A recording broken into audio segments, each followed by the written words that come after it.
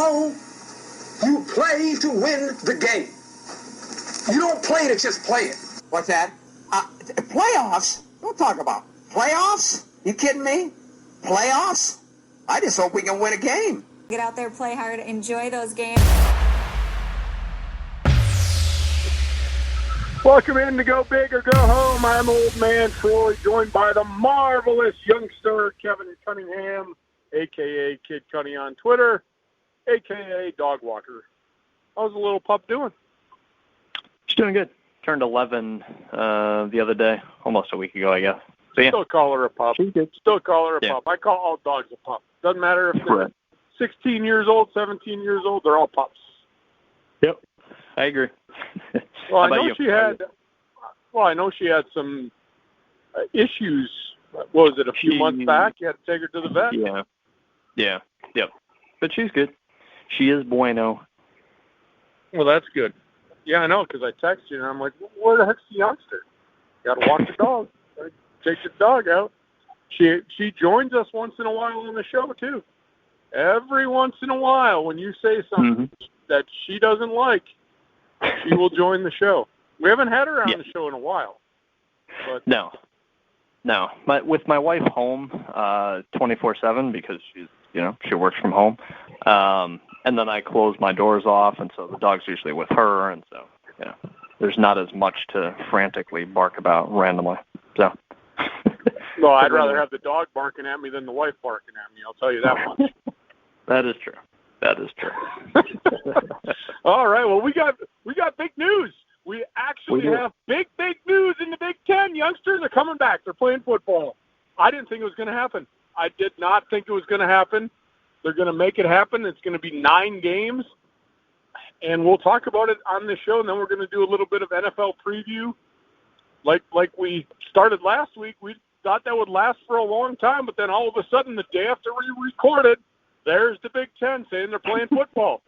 So our show was outdated last week, so I apologize to all the listeners. Like, you probably listened to the show going, what, you two yahoots? They're playing football. But we recorded the day before they made the announcement. Right. That's why I always like to say, hey, we recorded on Tuesday, September 22nd. So if something crazy happens the night of Tuesday, September 22nd, or the day after, or 3 days after, whatever it is, then we're not completely out of our minds. So that's when we are recording this. Yeah, unfortunately, we don't do into a sponsor that would like to give us a full-time go at this. We could not record because we have to work full-time to support our families. And you are listening to us today on the Interpeak Coffee virtual studio line. Thank you, Interpeak, for sponsoring our studio line. And I do have to say this, youngster, before we move on. They have their pumpkin spice coffee available now, but it's a limited time only. So it's not something they're going to have for months. If you like pumpkin spice coffee, any of the listeners, you need to go to interpeakcoffee.com, and you need to do it fast. Because I was out there looking at it, all their social networking. It's not going to last long. So go to interpeakcoffee.com. They got their pumpkin spice coffee for the fall. But youngster, take a Big Ten decision. They're starting football. There's going to be Big Ten action every Sunday starting at the end of October. Every Saturday, yeah. Every Saturday. Yeah, Saturday, Sunday. I'm so used to football on Sunday. Yeah. There's 8 regular season games, and then there's the Champions Week, which is week 9. So as everyone knows, the Big Ten is playing. It starts October 24th. That's a Saturday. Literally all these games are on Saturdays. And there's no buys. So there's not any wiggle room, realistically, at least before bowl games. And we don't know what bowl season will look like. We don't know what exactly the college football playoff will look like. We don't know if there's going to be a bubble for those college football playoff teams. I would assume there would be, since there's going to be like 3 weeks in between the championship week for each of these conferences and then leading up to the semifinal games. So I would assume they bubble off. That would just be my guess. That makes the most logical sense because, again, you got basically 3 weeks mixed in between, I guess 2 weeks now. It would be 2 weeks. But, again, Just have one site and bubble them off for 2 weeks. You have one hotel. I mean, it shouldn't be that insane to me anyway. Maybe I'm crazy, though. But who knows? But so, again, there's no leeway here. I mean, we've seen these other sports, professional, kind of go at it and be successful. You can have a load of injuries, and that can happen, and that can, completely derail a team. We'll talk about the NFL to close this week's show. By the way, next week, that's when we start our Big Ten season previews. We can actually do that now since we supposedly know a legitimate schedule that's going forward.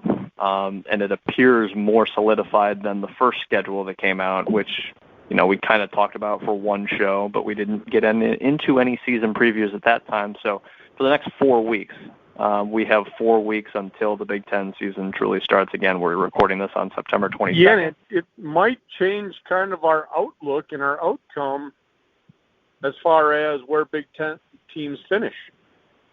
Just because it's a little different than the original one that went out. So we'll see what happens. Yeah. I guess some things have changed in regard to some rivalry games, like Michigan-Ohio State is at the end of the schedule, as opposed to like the middle, like it was during that first schedule release. Each team plays their own interdivision opponents. What do you get in there? 6 games. And then you have the 2 crossover games, so you play 2 teams from the other division. There were, of course, some, funny tweets, articles, mentions, whatever, about Nebraska and how they were suing the Big Ten for, they were suing the Big Ten Conference for a few things. And then you look at Nebraska's schedule, and it's like, okay, let's see who they got from the East. They're in the West. Let's see who they drew from the East. Oh, you got Ohio State and Penn State. That's funny. That's interesting how that works out. If you sue the conference, maybe you get the hardest schedule possible. Who knows? Who knows if that's a coincidence? Who knows if that's coincidence? Here you go. Week 1. That's what it is. Week 1 at Ohio State. There you go. Have fun. It's kind of like when you piss your boss off and you're wondering why you got to be to work and you're working third shift now instead of first shift. I wonder. Yeah. But so, I'm not going to sit here and pretend like I have the answers and the conspiracy theories and this and that, but that's just something notable. I'm trying to think of what else. I mean, we're not going to go through every team's schedule here. We'll do that starting next week, when we pick.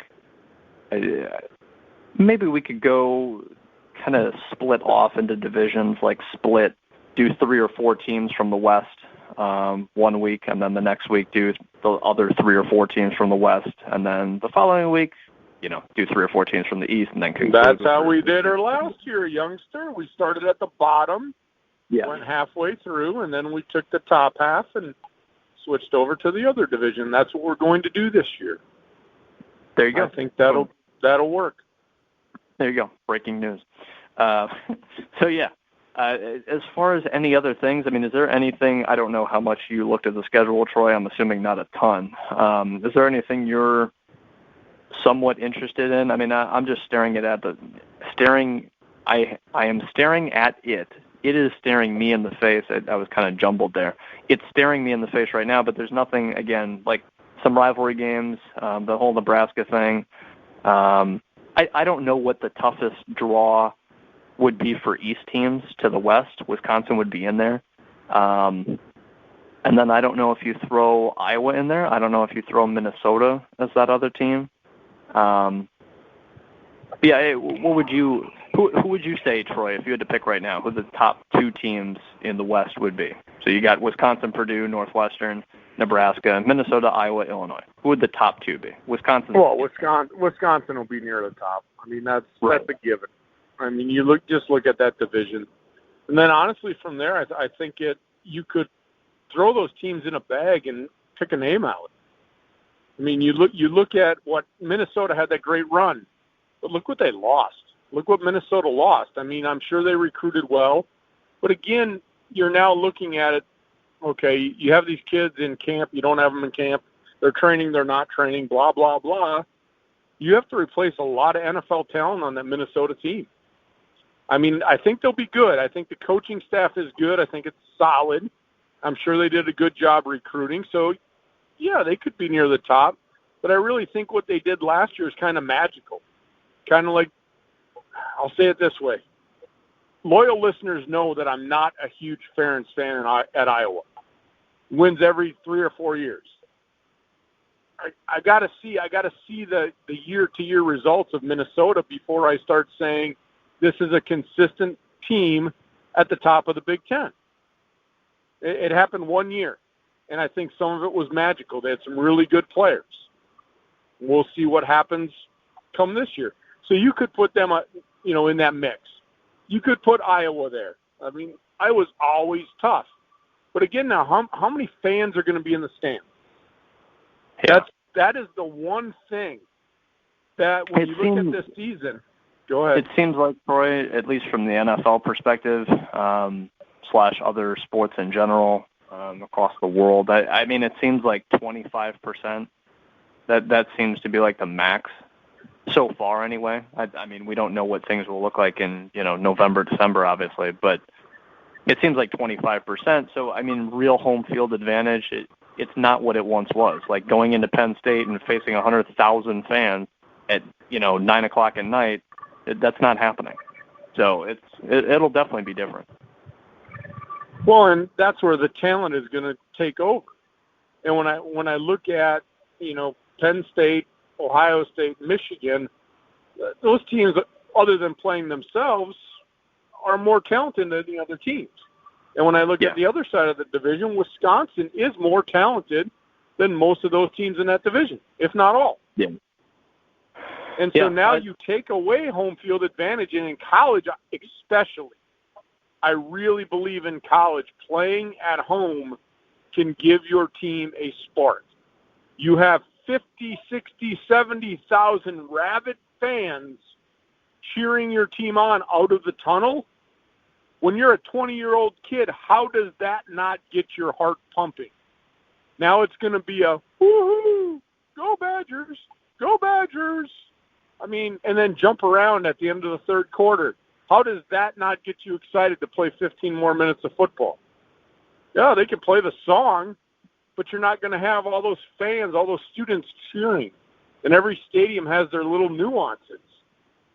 I've seen it in the NFL, and we'll talk about it maybe a little bit.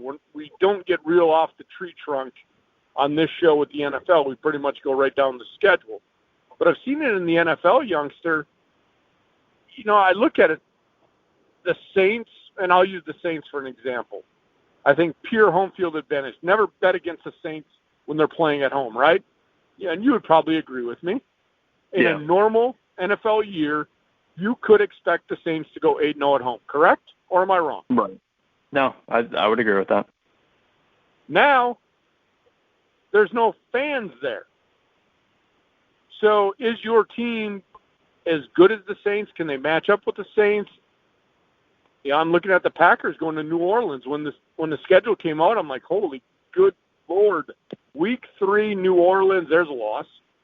Now I'm looking after 2 weeks going, no fans. Rodgers playing well. Brees not playing great. Packers might be able to go down to Louisiana and win. Yeah.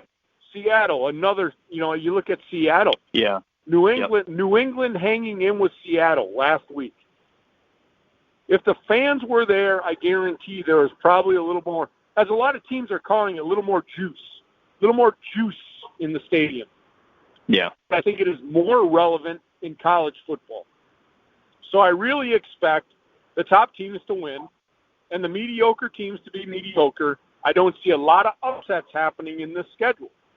Maybe 1, maybe 2, but there's no home field advantage for a Wisconsin to play in Ohio State and pull off a huge upset at Camp Randall. No. Right. Our Rutgers playing at home against Iowa. Rutgers fans aren't going to cheer them on to a win. Not that they would win anyway. But my point is you don't have home field advantage this year. So talent is going to win. So that's all I got. I would agree with that. I'll say this. I guess I should have said this before. The two teams Wisconsin plays are Michigan and Indiana. Michigan, interesting. They drew Wisconsin and Minnesota, so that's unlucky. Indiana got Wisconsin and Purdue, which could have been harder. Could have been easier. But yeah, that Michigan draw is not fantastic. Michigan has to. Michigan's schedule is quite difficult.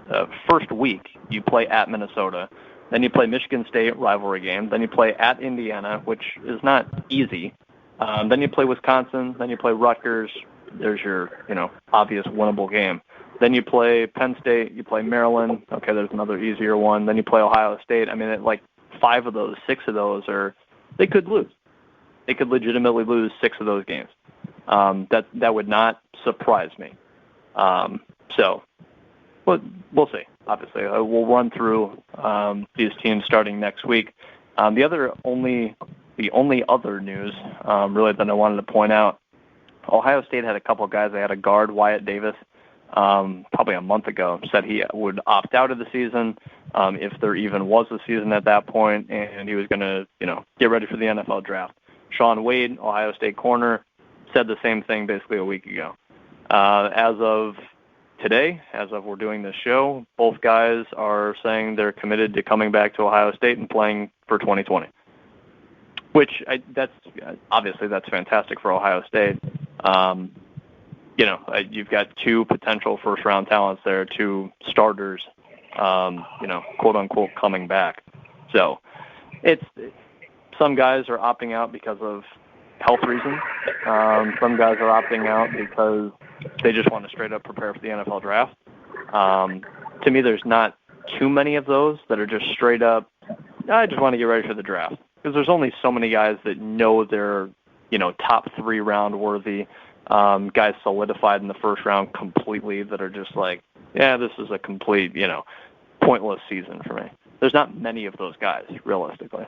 But yeah, so a couple Ohio State starters deciding to come back with the season, supposedly coming back with it in late October. So yeah, unless you got anything there, Troy, we can move to the NFL. I do want to talk about, one of the things, the elephant in the room about the decision to come back and how it makes the Big Ten look. We talked about this, and was it the right decision to come back and play? Yeah, it was. And people are saying, well, they're seeing everything going on around the country. As we said, youngster, we said it on the show every week. After the decision was made, it's a decision. It was made. They jumped the gun too quick. And I still have not, you kind of hear it. I guess you can say, yeah, that's what they're saying. But, to me, Kevin, it just looks like, you go back and it's all of a sudden, there's Big Ten football. We're excited. We do a Big Ten show. Yeah, of course we're excited that the Big Ten is back. But I also sit here and I look at all these things about why was this decision made. These are the things that spin in my head. Maybe because I'm old and maybe because I've been around the block a time or two. It's like, well, why did you ever cancel this in the first place? Troy, did something change from a long-term perspective effects? I had heard that, hey, there could be long-term implications. We don't really know. We're not sure. Did anything change in the last month, the last couple weeks? Nope. That you know what, 5 years down the line, actually this is going to screw up your whatever, your heart. It's going to be more difficult. This is going to take 10 years off your. Who knows? So we can sit here and say today, yeah, everything's going fine. Smart to play football. Everyone else is playing football. Great idea to come back. You have no idea if this could take 30 years off the end of your life. You have no idea the true long-term effect. That doesn't mean you have to literally cancel anything. That doesn't mean that everyone who catches COVID has 30 years taken off the end of their lives on average, but you just don't know. So it's like, it's not as though anything conclusive has changed.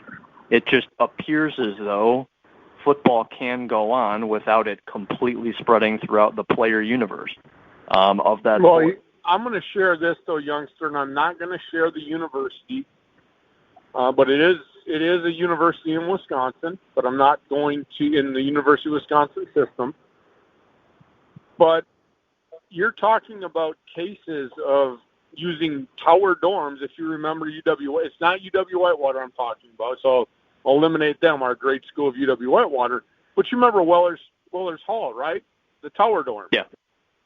So you've got a school that is quarantining students in the tower dorm that have either tested positive or have been in contact with somebody with a positive test. That number is over 400 right now. Right.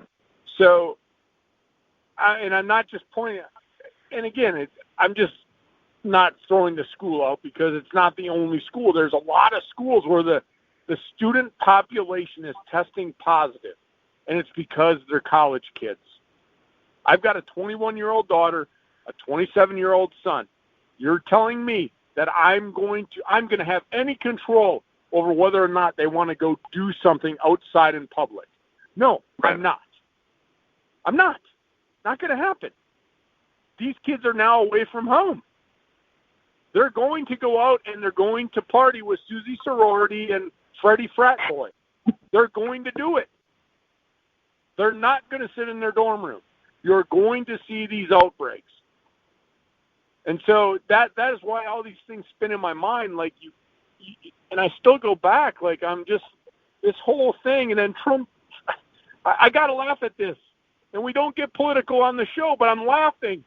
Why did Donald Trump say, glad I could help? You didn't help, doo-doo. You didn't do anything, Donald Trump.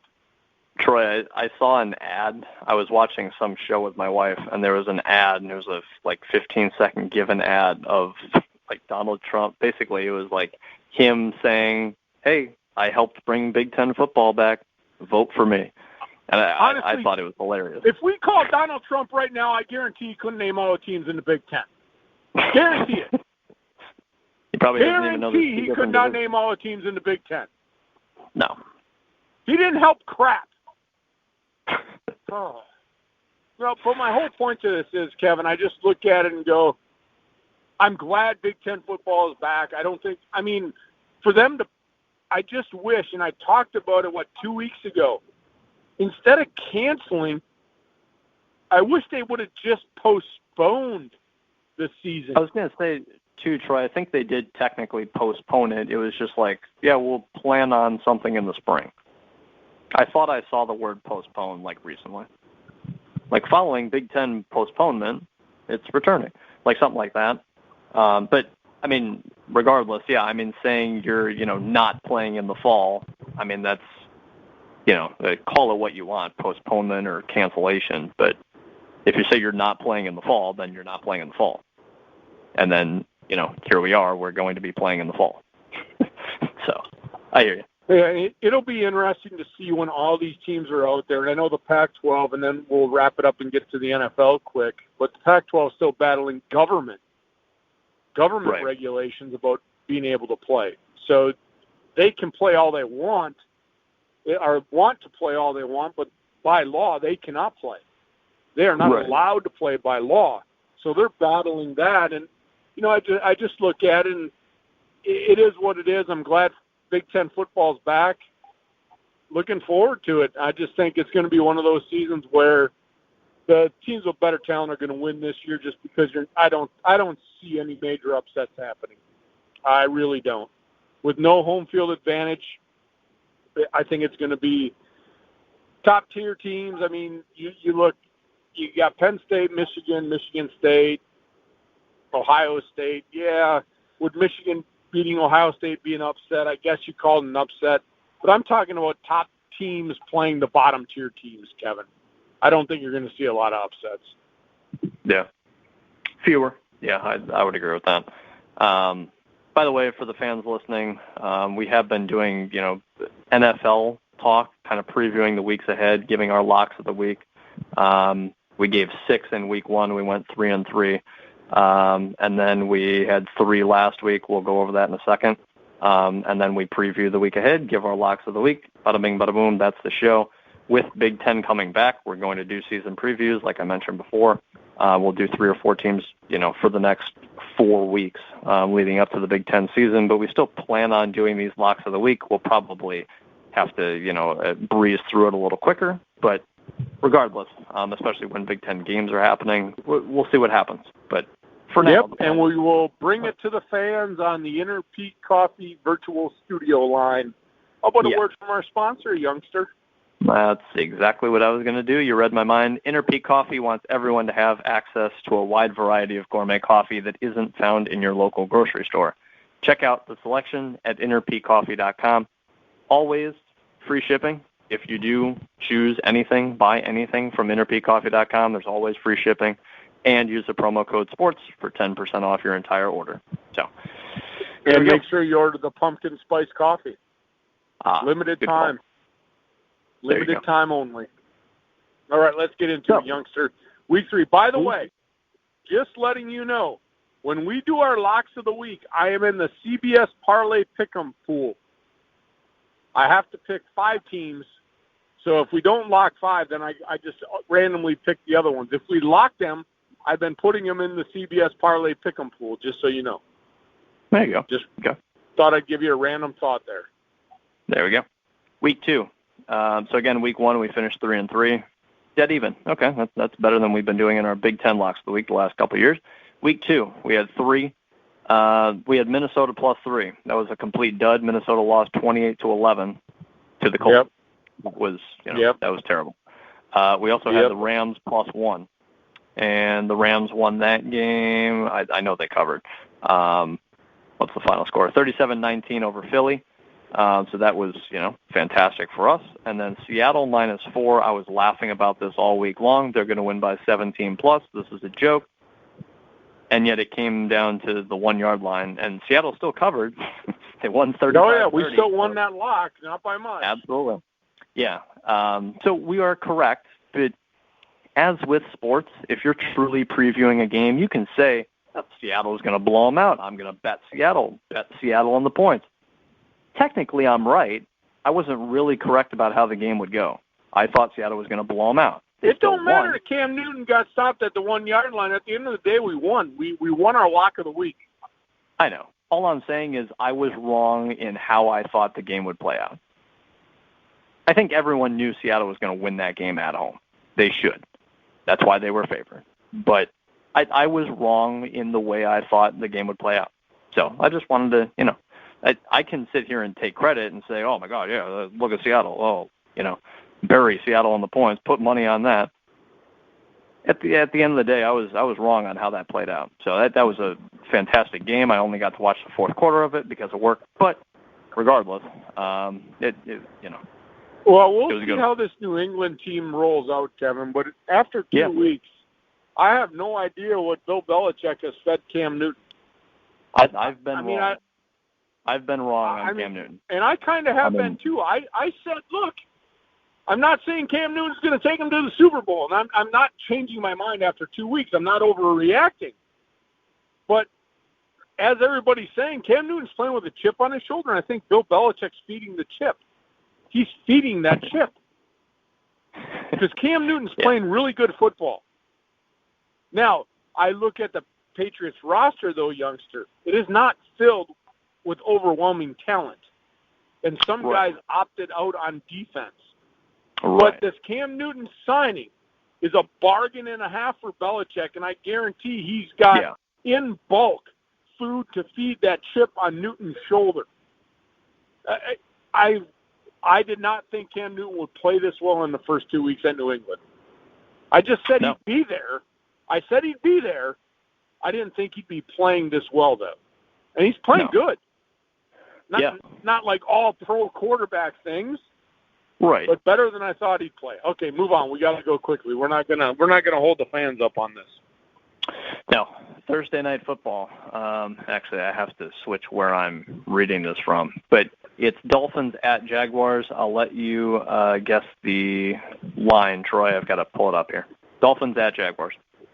Yeah, and just so all the fans know, I have not looked at the spread because I knew well, I knew I wanted to do this show today. So I did not look at the spreads at this point. So Dolphins at Jaguars. Jaguars have been playing pretty well. So I'm going to say Jags by 2.5. You are damn close.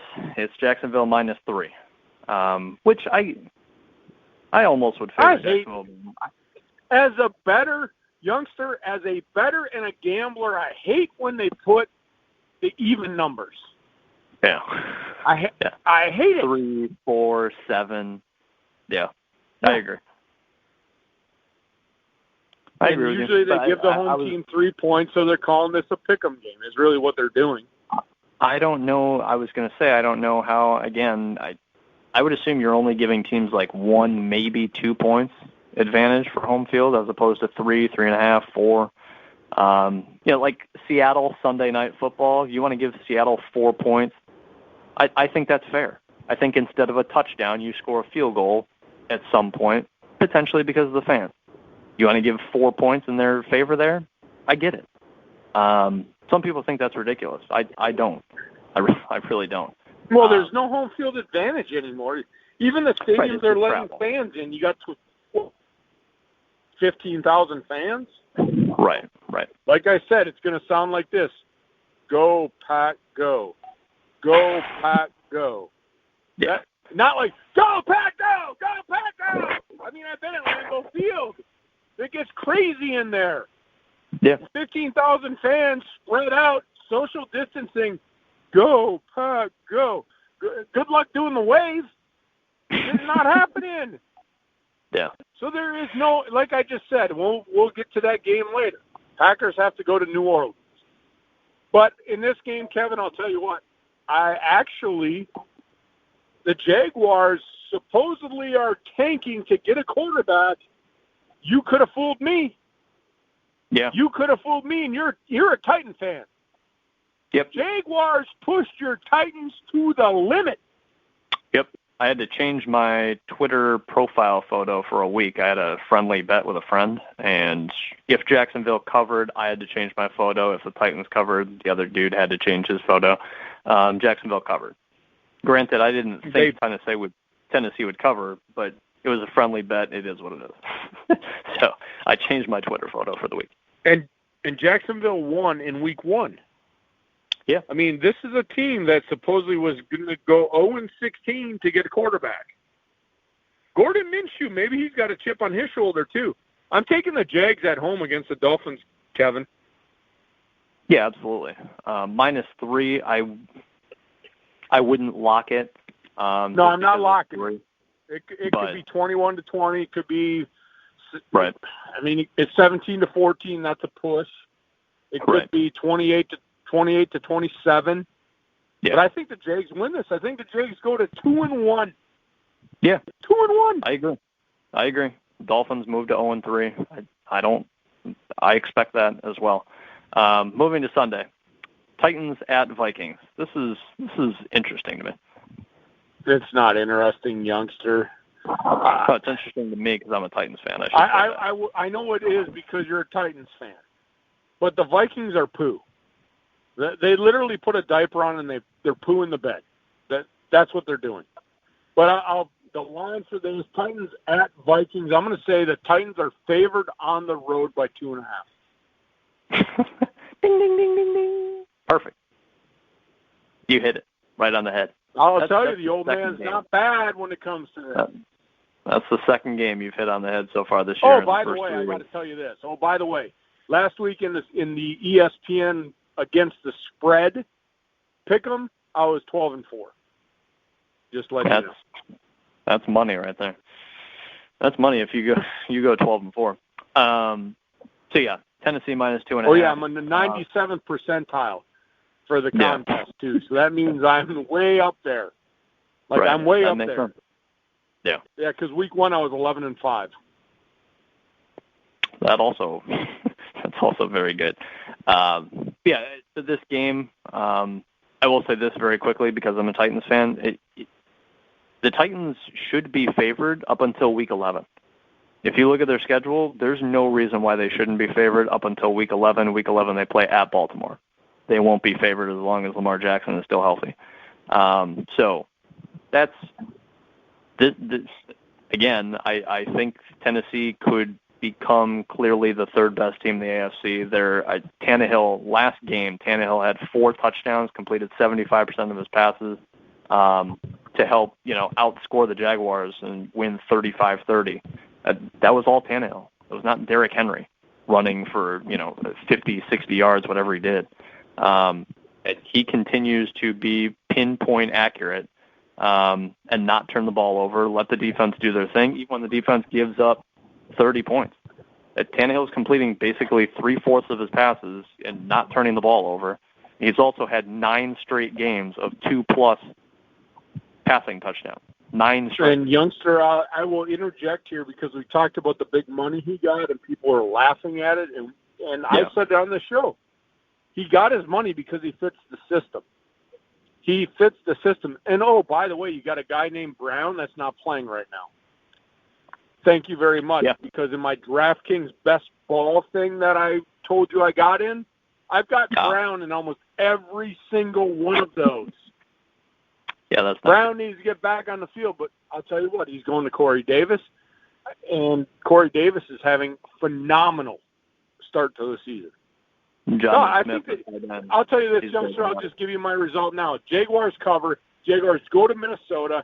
The Vikings are poo. I'm taking the Titans and the points. Yeah, I would agree with that. At -2.5, you have to take that team to cover outright. You can't predict they're going to win by 1 or 2 points. No, they're going to go to Minnesota, and they're going to run all over the Vikings. I'm not going to be politically incorrect and call them what I normally call them. But, yeah, I think Tennessee – I literally think, youngster, that Derrick Henry's probably going to have a 200-yard game against them. Aaron Jones had gaping holes. Jamal Williams had gaping holes. I mean, you're talking about runners that are good. Jonathan Taylor ran for over 100 last week against Minnesota as well. Taylor's a good running back, though. I like that pickup by the Colts. I figured you would. But now you've got a all-pro running back in Derrick Henry. Yeah. And like I said, Jones and Williams ran all over the Vikings in week 1. Ran all over them. Yep. All right, moving on. All right, carry on. We'll go quickly. Quickly. Go quickly. Bears at Falcons. Bears at Falcons. Oh, my God, the Bears are 2-0. They're a Super Bowl team. They're a Super Bowl team, right? They're a Super Bowl team. Bears are 2-0. Falcons are 0-2. Falcons by 2.5. Falcons by 3.5. I would not lock this. By the way, we are locking Tennessee -2.5. That's our first lock of the week. I wouldn't lock this. I would also say the Falcons would win this game, but Bears defense slows things down, forces Matt Ryan into a couple turnovers. I think it's possible the Bears win. Just if I had to straight up pick, I would pick Atlanta. I'm definitely not locking it though. No, I'm taking the Bears and the points on this one, youngster. Yeah. I mean, smart way to go. Honestly, Trubisky, I don't know if the signing of Nick Foles made this guy a quarterback or what. I mean, he wasn't impressive in the second half against the Giants, but the guy has played better in 2 games than he's played in 2 years. When I go to my spread on my ESPN contest, I'm taking the Bears and the points. Yeah, fair enough. Moving on. Rams at Bills. This is a game featuring 2 2-0 teams. This is a tough one. Rams at the Bills, but I'm going to say Bills by 3.5. Bills by 2. So another small line. You're right there. Giving the Rams love. Yeah. By the way, the 49ers and all their injuries, the 49ers are the worst team in that division. I mean, that's just, they've lost 2 guys from their defensive front for the year. They let one go because of, money, not being able to keep everyone. So they're down 3 guys from their defensive line a year ago. That defense is not going to be the same. Richard Sherman's already been out. That defense is not the same. And then Garoppolo's out for I don't know how long. And Mostert's out. Mostert's out. They've got a number of wide receiver injuries. That's just not even close to the same team it was a year ago. I thought they were going to be, if healthy, I thought they were the team to beat again in the NFC, based on how they out-physical basically everyone last year. That was supposed to be the same way this year, except everyone's getting hurt. I mean, probably half their starters on their team have missed a week already, and we're going into week 3. / some of them obviously done for the year. That's the worst team in the division, and I mean, if they were healthy, you imagine. To me, that's the best. You're obviously older than I am, Troy. Is there a division? And I know I'm going off into left field. We'll pick this up quickly. But is there a division? If imagine the 49ers were healthy this entire year. Is there a division in your lifetime that's been more competitive, top to bottom? Arizona is proving they're at least formidable.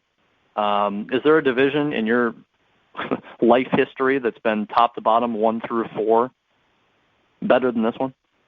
Yeah, the NFC East when I was growing up, with the Giants, the Cowboys, the Redskins, the Eagles.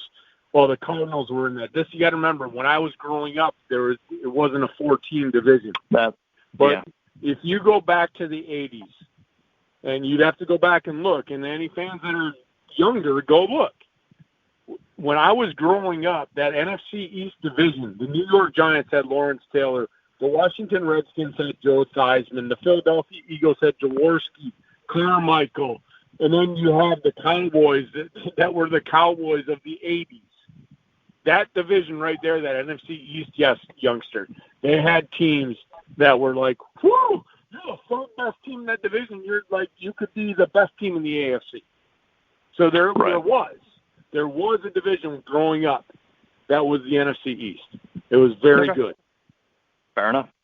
Good. But it's a good one. I mean, this year you're right. You look at modern day, yes, this division, it's going to be competitive all the way through and through. Yeah. But I had to answer your question honestly. There was. Yeah. Good. I obviously, I wasn't alive in the 80s, so. Well, yeah, you probably don't even know who Ron Jaworski is. I know that he played football because he's an analyst. Yeah. And I know he was a good quarterback. I know he was. Phil Simms because he's an analyst too. Yes, I do. You know Theismann because he's an analyst too. And you know those Cowboys. It's like everybody from the 80s. It's like everybody from the 80s NFC East division is now a commentator. We should look that up. I might actually do some research on that. Okay, game. Bills at Rams. Rams at Bills. Yeah, Rams at Bills. Out of his mind in 2 years? In 2 weeks? What is up with these quarterbacks? I think a lot of it has to do, and I really believe this youngster. I was listening to it on the TV Sunday with no fan noise. These quarterbacks can read defenses, can audible. Right. Everybody can hear them. Everything goes on. Josh Allen is looking good. Throwing for 300 yards, running down the field, blah, blah, blah. I actually did my picks, straight-up picks, week 3 in the ESPN pool. I have to take Buffalo. I wanted to take the Rams. I wanted to take them. You know what stopped me, youngster? It's not home field advantage for Buffalo. It kind of is. Los Angeles got to make the long trip to the East Coast. Right. That is what stopped me from picking the Rams. If this was played on a neutral site, I was picking the Rams. Me too. If this game was played in Kansas, I would pick the Rams because I think the Rams are a better team.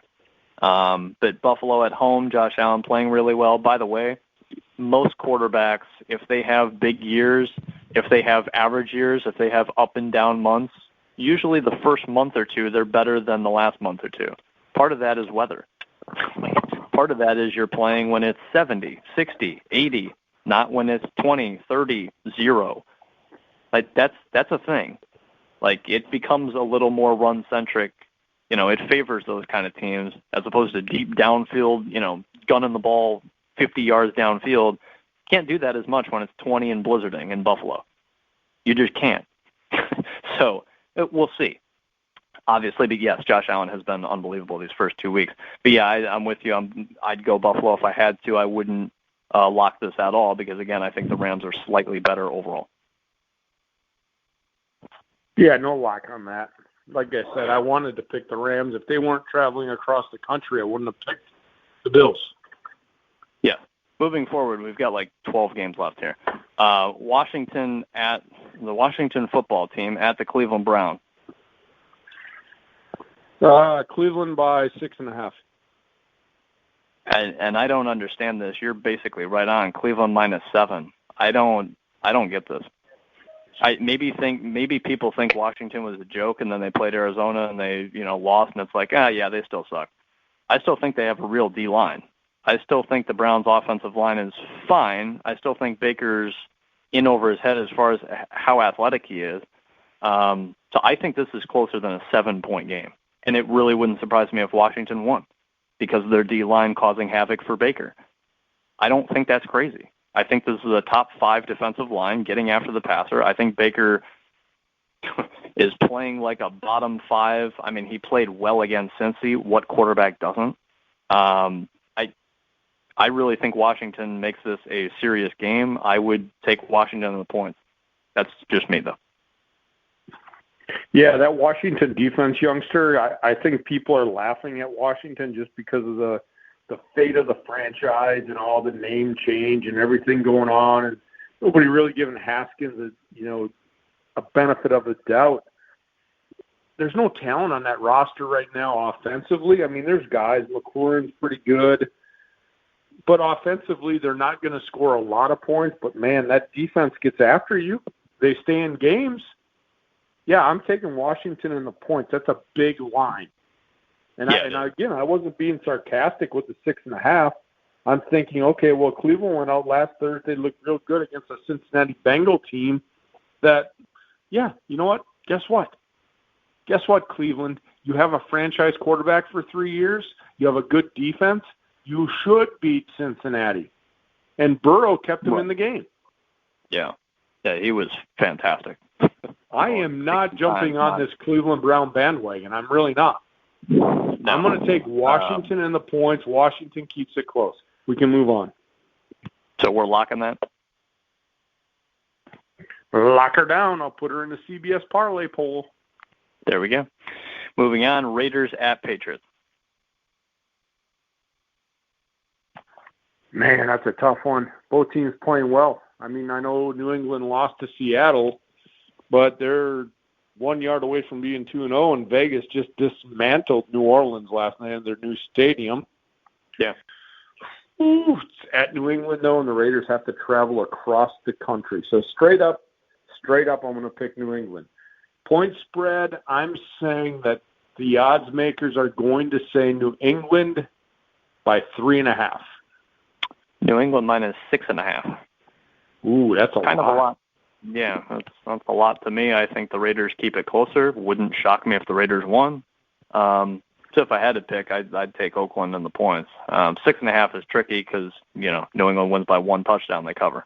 So I guess I wouldn't lock it, but there is good value there, in my opinion.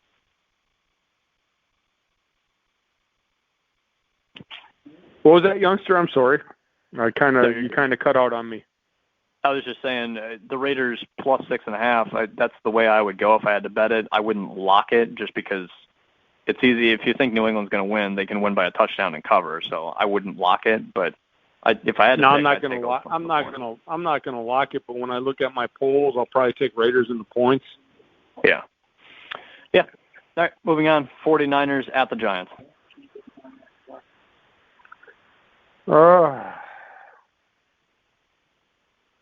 Man, I don't know. Right now, youngster. I know. Oh, my gosh. 49ers are decimated with injury right now. I'll say 49ers by 2.5. Yeah, 49ers -4.5. What? I'm not locking either way. I mean, you could see the 49ers winning by 1 touchdown. I don't think that's insane. 4.5 is a nice number because it's easy to lose by 4 points.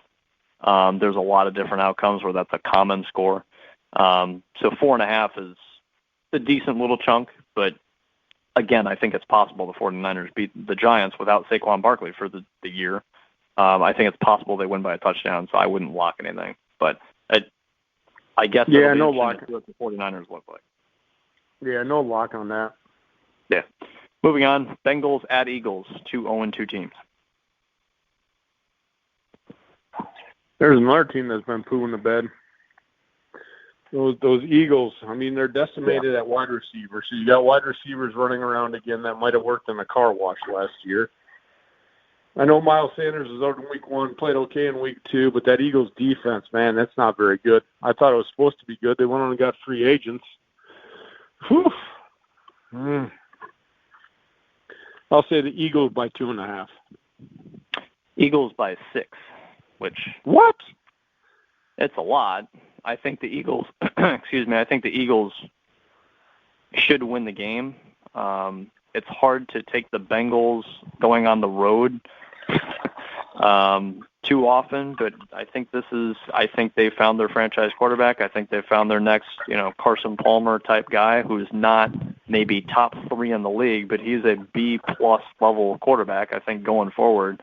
Not necessarily this year, week-to-week basis, but I think they have their franchise guy in Burrow. I'll tell you this, youngster. If this game was in a normal year and there's Philadelphia Eagles fans, I would gladly take the Eagles by 6.5. You know what? I'm impressed with Mr. Burrow. I've watched him play in 2 weeks. I've used him in my DraftKings daily fantasy on Sunday because he's cheap, and he's given me great results. Yeah. He's got a receiving core in A.J. Green, Tyler Boyd. He's got a good running back in Mixon. That defense isn't bad. That Eagles offensive line sucks. I'm going to say it that way. It sucks. I think the Bengals go there and win. So I'm taking the Bengals and give me the points with the Bengals. Okay. I won't lock it, but yeah, I don't think you're crazy in Cincy possibly pulling that upset. Also, 1 o'clock, Texans at Steelers. This is that deceiving game. You look at it and go, oh, the Texans are 0-2. They suck. Right. Steelers are 2-0. They're going to run all over them. Well, by the way, look who the Texans play. Right. What team wouldn't be 0-2? They played Kansas City and Baltimore, who I think personally are the top 2 teams in the league. Yeah. So, The Green Bay Packers that I cheer for could be 0-2 if they started the season off that way. Sure. And then what would people say? Oh, the Packers suck? Right. No, I mean, now Deshaun Watson has not played great. The defense hasn't played great. But they're still a good team. Yeah. So, I got to look at this, and Steeler fans, and I know that we got a lot of Pittsburgh followers on this show, a lot. Ben has looked good. The defense has looked great. Oh, but I'm going to say Steelers. I'm going to say Steelers by. Man, the odds makers might be looking at the record though. I'll say Steelers by 7.5. Say 7.5. Nah, 7.5 is too much. 7.5 is way too much. I'm taking Houston in the points. No. What did you guess? I was asking you. What did you guess? Oh, 5.5. Steelers by 5.5. Oh, 5.5. I thought you said it was 7. Yeah, 5. No. Gotcha. It's Pittsburgh minus 3.5. So I wouldn't lock anything there because Texans could win it outright. Steelers could win by 4. They could win by 7. I think that's possible. I don't think there's anything crazy there. Obviously. Steelers let the Broncos come back against them, youngster, with a backup quarterback. Right. Yeah. So. Yeah. They should have blew that team out. Literally, the Steelers should have blown that team out with Driscoll at quarterback. Yeah, they should have. So, what did you say? What did you say the spread was? 3.5. 3.5.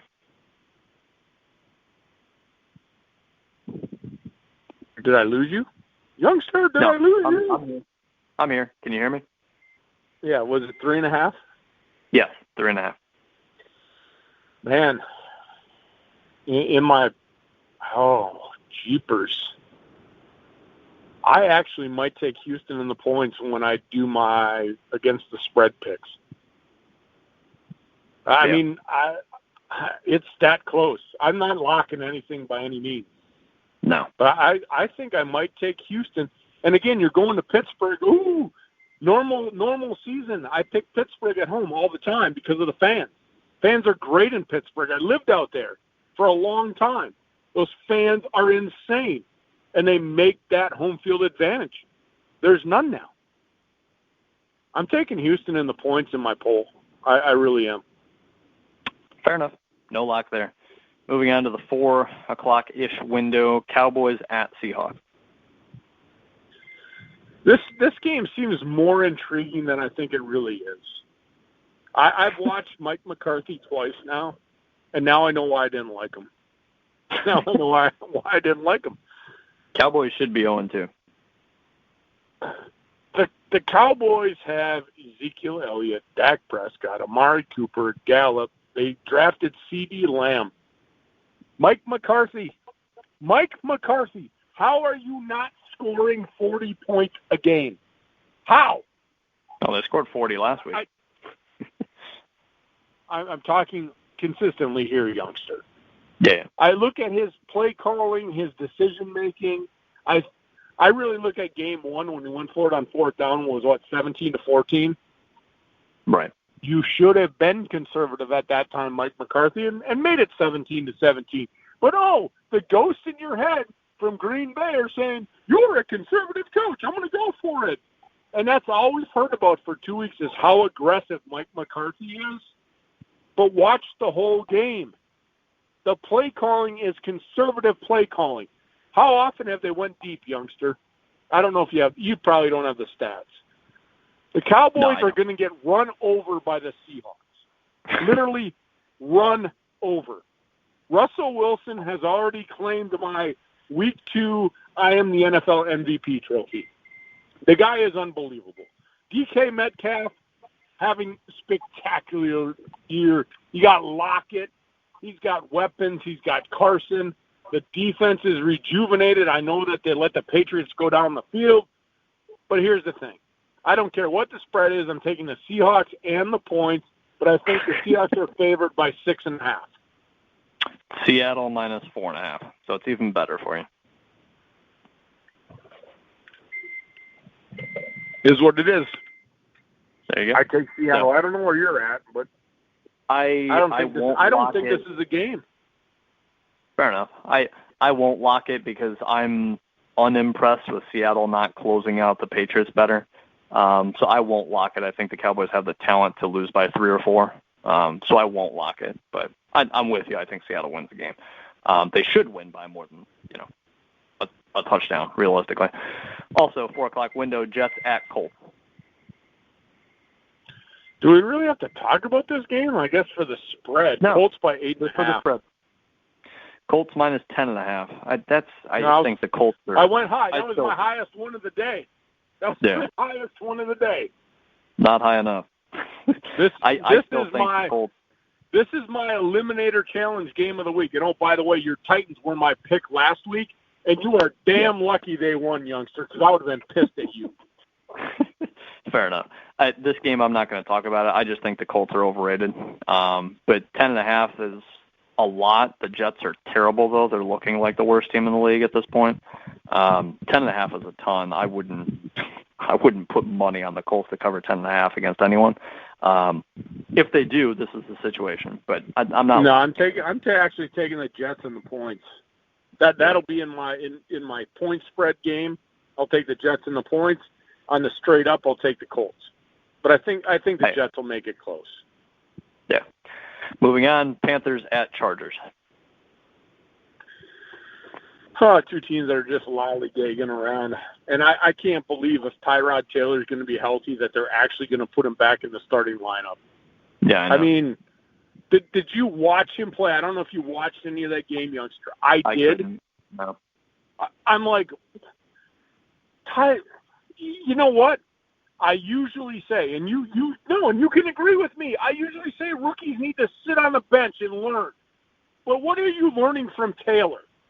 He went out there on the drop of a dime, not even knowing he was going to play in that game, and the way he played, just start him now. Just keep him in there. You are a moron. You are a moron if you start Taylor again, and I will say it on this show. Why? Why are you going to do that? Anyway, point spread, Chargers by 3.5. As long as the rookie quarterback says he's ready, says he's good to go, says he feels confident, actually understands most of the playbook, then yeah. Like, ideally, I think you sit your rookie quarterback a year and you tell him he's not going to see the field. That's he just almost beat the Chargers. The Chiefs. He almost beat the Chiefs. No, I know. Come on. I know. That's what I'm saying. Like, obviously, he's comfortable enough. So let him go. I think that's an exception to the rule. Anyway, Chargers minus 6.5. So it's more than you think. Christian McCaffrey is out for 4 to 6 weeks. The Chargers should win this game at 6.5. I wouldn't lock it though. I'm not locking it. Chargers should win because McCaffrey's out, which sucks for a lot of my best ball things because I got McCaffrey and a ton of those. Yeah. Moving on. The Buccaneers at the Broncos. The Broncos, again, they're 0-2, and they could be 0-3, and they could be better than they were a year ago. But they just signed a new quarterback. Right, quarterback injury. By the way, Cortland Sutton, what's his name? Oh, Jermont Jones, Von Miller, A.J. Boye, and a couple other guys as well. Those guys are all on IR, and then their quarterback is out for a few weeks. So that doesn't help them against one of the toughest schedules in the league. Hey, they signed Blake Bortles. Yeah, that's fantastic. That'll help them a lot. Tampa Bay is going to be favored by 7.5. Tampa Bay minus 6. Again, could Denver pull up points? I would too if I had to. I wouldn't lock it because you can have a backdoor cover, lose by 3 or 4. So I wouldn't lock it, but I hear you. I'd go the same way. Moving on, last 4 o'clock game, Lions at Cardinals. Lions at the Cardinals. Well, the Lions look like, I shouldn't say they look like crap. Cardinals look good. That's your team. I know it is. At the Cardinals. No home field advantage. But I'll say Cardinals by 5.5. Ding, ding, ding, ding, ding. Perfect. Is that 2 today? Cardinals minus 5.5. I just picked 2 right on the head today. That's pretty impressive. That is impressive. Yeah, Cardinals minus 5.5. I'll say this. I would lock the Cardinals, not because I love the Cardinals so much, but the Lions have just been so up and down. And I think if you're playing at Arizona, and Arizona's playing really well right now, and they could continue this, they could be an 11-win team. We obviously have no idea. But Arizona should beat the Lions by a touchdown. Like, they should. I agree. Lock it. There we go. That's our third of the week. Arizona minus 5.5. Bada bing, bada boom. All righty. Moving on. Sunday Night Football. There's 2 left. Packers at Saints. Oh, this is interesting. I won't give anything away, but it's interesting. Packers at Saints. After the Saints debacle this weekend, and Packers averaging over 40 points a game, I'm actually going to say the Packers are on the road favored by 2.5. New Orleans is favored by 3. That's why I said taking the Packers and the points. Yeah. I seriously am. There's no Superdome, home field advantage, and Aaron Rodgers has looked unbelievable. Yeah. The Saints. You want to talk about another chip on the shoulder because you drafted a guy named Love when you should be giving me weapons? Basically, I almost just said the F word on this show. Aaron is doing the FU to the Green Bay Packers. Because next year his salary cap hit is so high, and I keep telling people, I think I told you, he's going to San Francisco. He lives out there. He's going there. He's leaving Green Bay. He's going out there and playing to show people, I am Aaron Rodgers. I am really good. And you draft the quarterback when I want to win a Super Bowl. Okay, I'm done. The 49ers should have picked him. The 49ers should have picked him first, however long ago it was. When they took Alex Smith, they could have had Rodgers number 1. So, be a nice homecoming party. I don't think there. that matters, though, youngster. I think Rodgers sitting behind Favre helped him. But this whole thing, drafting Love and Rodgers is out there. He's having fun. It looks like, look at Rodgers. Oh, he's going to pack us. No, he's leaving. It's a facade to me. But the Packers are playing really good right now. Jones is running the ball. Williams is running the ball. A.J. Dillon is a workhorse. Receiver, Valdez-Scantling. You know what? Catch some, drop some, catch some. And we don't know the status of Devontae Adams.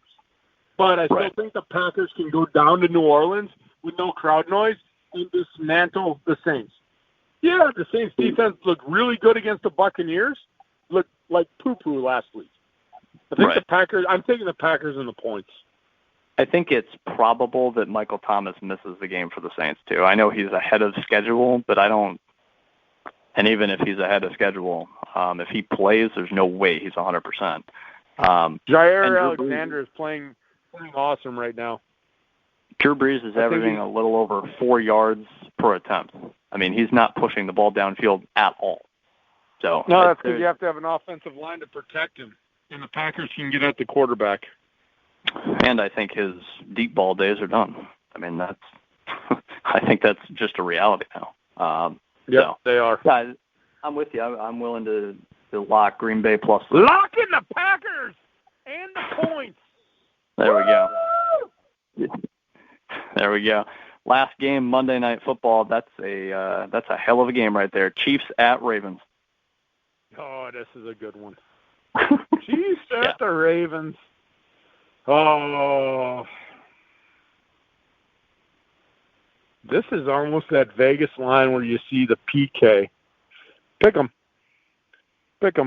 Ravens by 1.5. Ravens by 3.5. Which that's a lot. That's a lot against the Chiefs in my mind. It is, but I'm not going to lock anything on this. Yeah, but there's because there's no home field advantage. I know, and I got to look at quarterback play in these situations. Who do I trust more? Do I trust Lamar Jackson more or Pat Mahomes? I'm taking the Chiefs in the points. Give me the Chiefs in the points on the road. If it is a packed Ravens stadium with 70,000 rabid fans, I'm taking the Ravens. I'm taking the Chiefs on the road in this one. This atmosphere would be freaking phenomenal, by the way. It would be. It would be insane. This to me, these are the two best teams. And if I had to pick a team coming from the AFC before the year started, I would have said the Ravens. I'm still sticking with that. I still think the Ravens will be favored in every single game they play this year. So I'm not going to lock with you. I think the Ravens win this game. I think they can win by 4. I think they can win by 7. The Chiefs almost lost to the Chargers. They're not this unbeatable team. So I differ from you there, but we have 4 locks of the week this week: Tennessee minus 2.5, Washington plus 7, Arizona minus 5.5, Green Bay plus 3. So next week we will go over that. We will go over the following week's schedule much quicker than we did this week since we're previewing.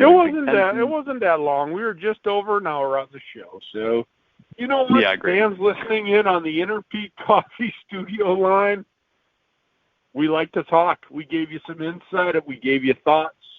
Hey, youngster, I thought it was a great show. We'll get back with everybody next week. But before we do that, a word from our sponsor. Yes. Kickstart your day with a cup of small batch, handcrafted coffee to help you get out there and find your peak. Visit innerpeakcoffee.com and order it today. As always, use the promo code SPORTS for 10% off your order, and always free shipping when you order from innerpeakcoffee.com. Yeah, and make sure you get the pumpkin spice. That is the flavor of the fall. Youngster, another great show. It was a good one. Yeah. I'm jacked up for Monday Night Football now. I forgot those two teams played week 3. No, I didn't. Monday Night Football. I did not. I looked ahead. Fantasy. I can't believe you're a fantasy football nerd and you didn't know that game was on Monday. And the Saints-Packers. The Saints-Packers game on Sunday night. Could the NFL have asked for a better primetime lineup than what they have this week? You could have Packers-Titans, like the Super Bowl is going to happen. It could be. That would be one hell of a